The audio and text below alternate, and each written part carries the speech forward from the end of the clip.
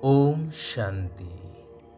अजन्मा, अभोक्ता, अशरीरी निराकार परमात्मा शिव बाबांकर निराकारी आत्मिक संतान मानंकु भविष्य नूतन सत्ययुगी स्वर्गराज्यर अधिकार प्राप्त करिवार शुभेच्छा, शुभ अभिनंदन, सुस्वागतम, सुप्रभात। आज भी पिलादिनर से केतेगुड़िए अभुला स्मृति मनरे उंकी मारे। आम ग्राम एपरी एक सुंदर ग्राम। गाँर गोटे मुंडरे गणेशंकर मंदिर, अन्य मुंडरे राधा माधव एवं ग्राम मझिरे शिव बाबांकर मंदिर, जार सम्मुखरे आम घर। गाँ एमुंडरे ठिया होई अनेइले गाँ सेमुंड देखा जाए। शिव मंदिर रे नित्य ब्राह्म मुहूर्तरे आम लौकिक पिता श्रद्धा एवं भक्ति रे झाड़ू करती। संध्या हेले लंठन धरी बसी जाती मंदिर बेढ़ारे सुललित कंठरे शिवपुराण पढ़िबा पाई, जहाकू ग्रामवासी माने बसी शुणती। शुद्धपूत एवं निष्ठार सह प्रत्यह एही कार्य पितांकर थिला नीतिदिनिया एवं शिव पार्वतींको उपरे तांकर प्रगाढ़ विश्वास मध्य थिला। पिता कहती, प्रथमे प्रथमे अत्यंत शुद्धपूतता अवलंबन करी निष्ठार सह सेवा करुथिबा कारणरू अनेक बार मांकर दर्शन मते मिलिथिला। परंतु संसार मायारे पड़ी सही शुद्धपूतता, सही एकाग्रता न रहिबा कारणरू आउ केबे भी दर्शन मिलिला नहीं कि अदृश्य शक्ति जहा अनेक बार मते मृत्यु मुखरू बंचेइबार अंगे निभा घटना घटी थिला, सही शक्तिरू मध्य मो वंचित हेली। एही वास्तव कथाटी को कहिबार उद्देश्य हेउछि, जेउठी सच्चा हृदय अछि सेठारे उन्नति सुनिश्चित। हृदय स्वच्छ नुहे तो अवनति ही अवनति, जहा वर्तमानर समाज समस्तंक सम्मुखरे चाक्षुष प्रमाण अटे। एही कथार मर्म को बुझिबा बुद्धिमान मानंकर बुद्धिमानीर परिचायक अटे। भगवान कहउछंती, मधुर आत्मिक संतानगण, जेउ शिव बाबांकु तुमे अधा कल्प स्मरण करिछ, अर्थात द्वापर जुगरू तांकु डाकी आसीछ, एबे सीधा सळख तुम मानंकु बाबांकर निर्देश मिलुछि, तुमे ताकु पालन कर। एहा द्वारा तुमर उत्थान होइजिव। विकारी आसुरी प्रवृत्ति समाप्त होई दैवी संस्कार, दैवी प्रवृत्तिर उत्थान हेब, सकल गुणरे परिपूर्ण होइजिव। निजर नेचर क्योर अर्थात निजर चरित्र को निजको ही सुधारिबा को हेब।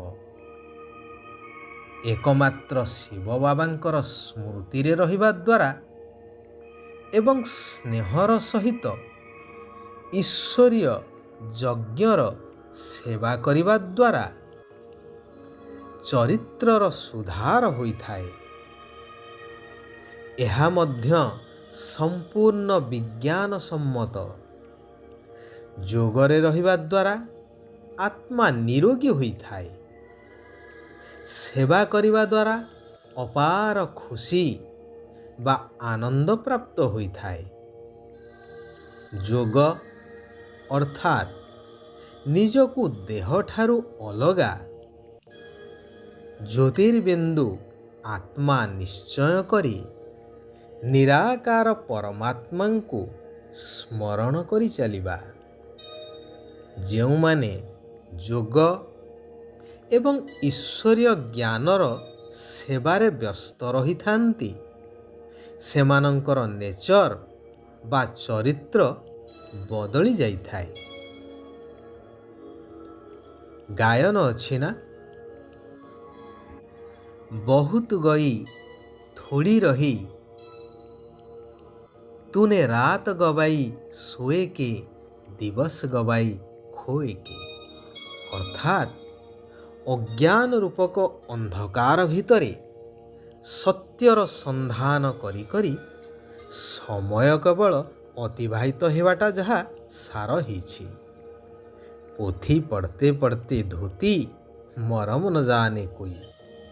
ना सत्यर संधान मिलिला, ना सत्य पितांकर परिचय मिली पारिला। सेथिपाई बाबा बुझौछंती जे मु जिए जेपरी सेही भली मने पकई चाल। अर्थात निजको आत्मा निश्चय करी निराकार ज्योतिर्बिंदु शिव बाबांकु निरंतर मने पकई चाल। से ही तुमको साथीरे नहीं जीवे एवं 21 पीढ़ी अर्थात सत्य त्रेतया 2 युग पर्यंत सुख शांतिर राज्य भाग्य मध्य प्रदान करिवे। केबे हेले कौनसी भी देहधारीर स्मृतिरे रहिबा अर्थात देह अभिमान रे रहिबा अनुचित।